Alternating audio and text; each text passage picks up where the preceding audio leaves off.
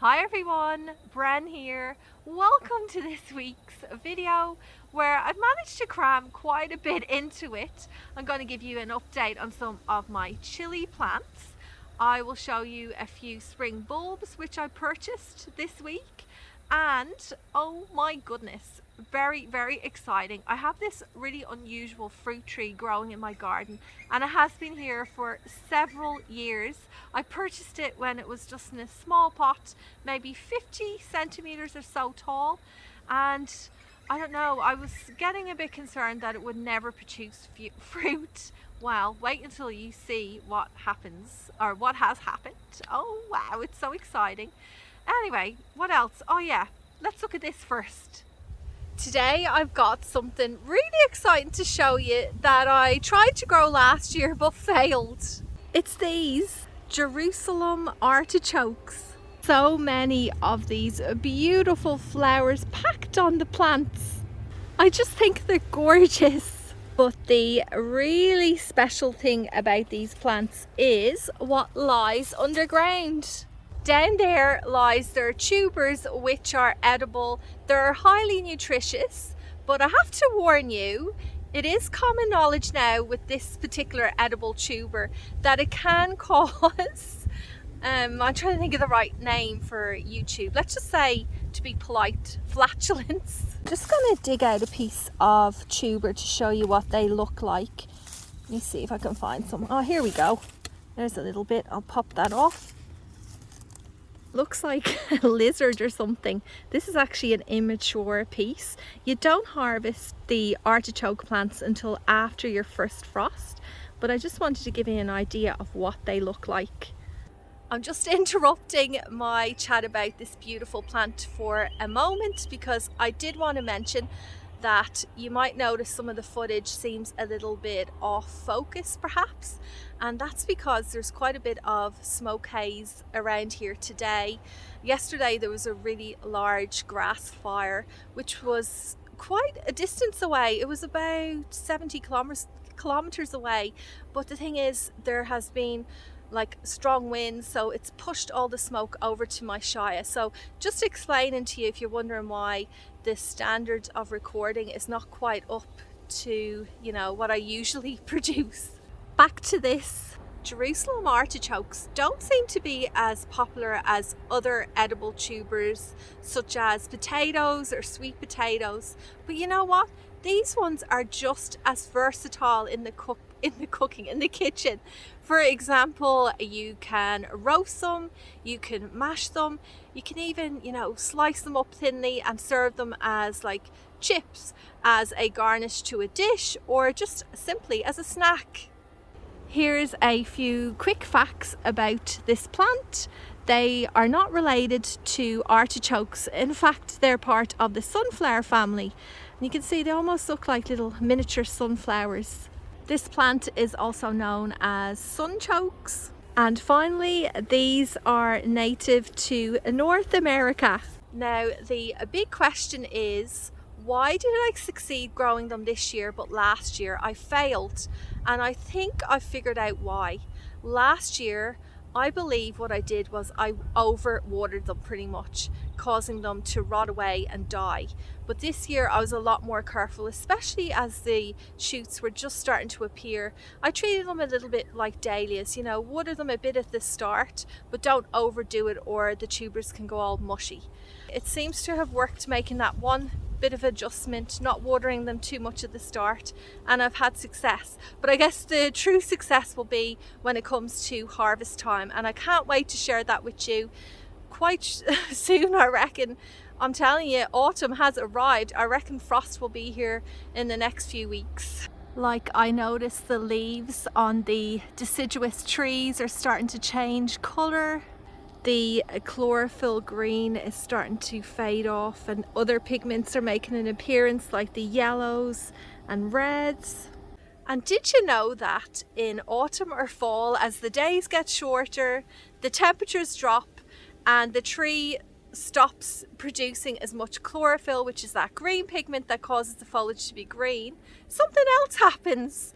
A layer of cells form at the base of each leaf, and these cells prevent nutrients and water going to the leaf, causing the leaf to brown off and just die. Then us gardeners are left to rake all of these up. Brown leaves like this can be very beneficial in the garden. You can use it to make leaf mould. You can also gather them up into one large pile and run over them with the mower, breaking them up into smaller pieces and using that in your raised garden beds or garden beds in general, where you can just cover up your plants or those beds for overwintering. Another option is to not do anything at all and just leave the leaves where they have naturally fallen, and this will be, you know, a great mulch for the soil beneath.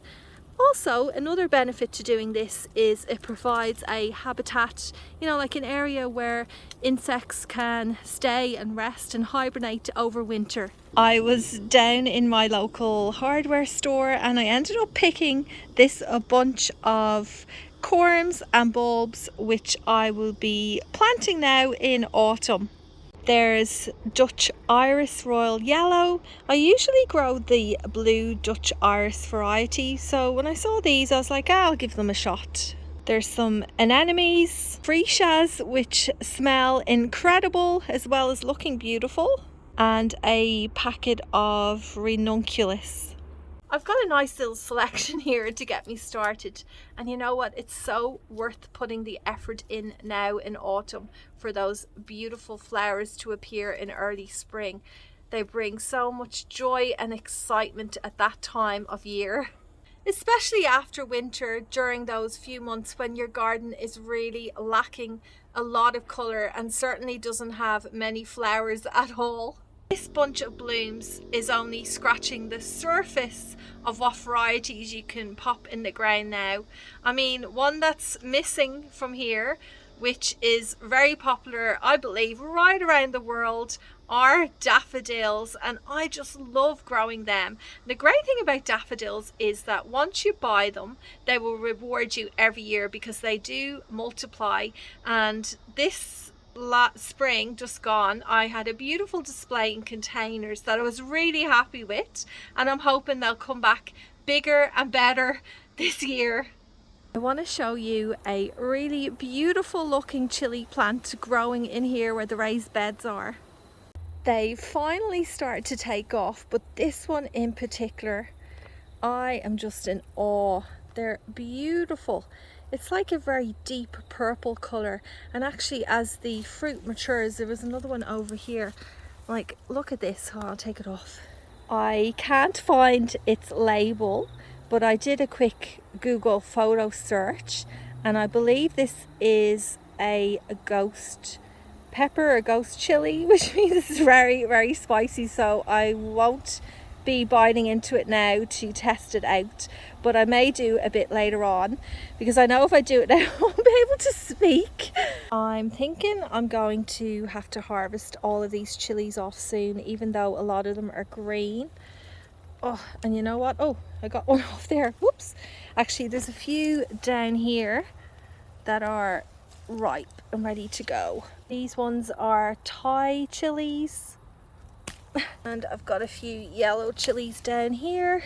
These ones are called Siam chilies.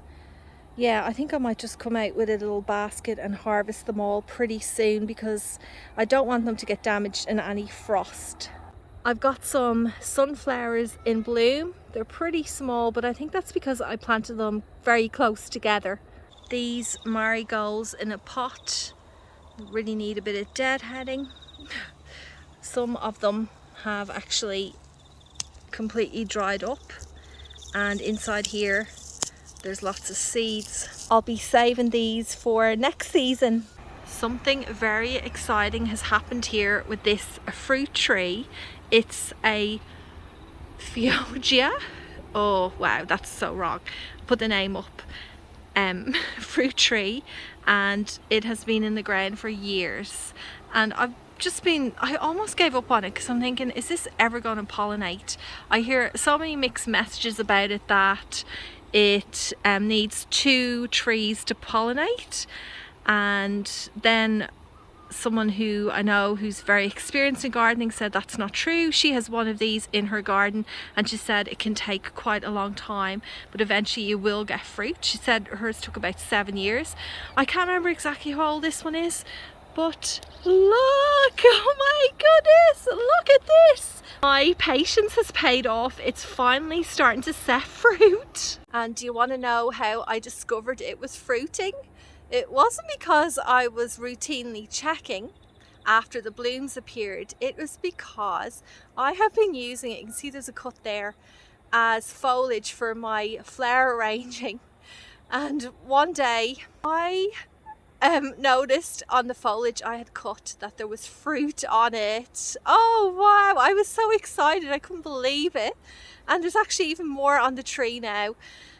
Yeah, so hopefully they will grow a bit larger and then I'll be able to harvest them, and hopefully they'll taste good, because I will never forget the first time I tried this particular fruit.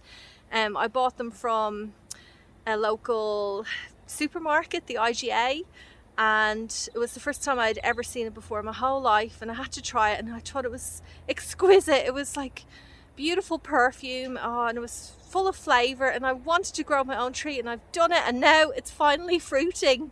I call that a win, a success in the garden. It really does give you such a buzz, and that's one of the reasons why I love gardening. It makes me feel so happy, as I know it does for many of you watching.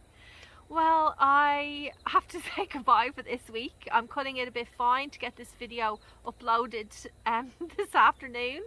I hope you all have a great 7 days ahead, and thanks so much for watching.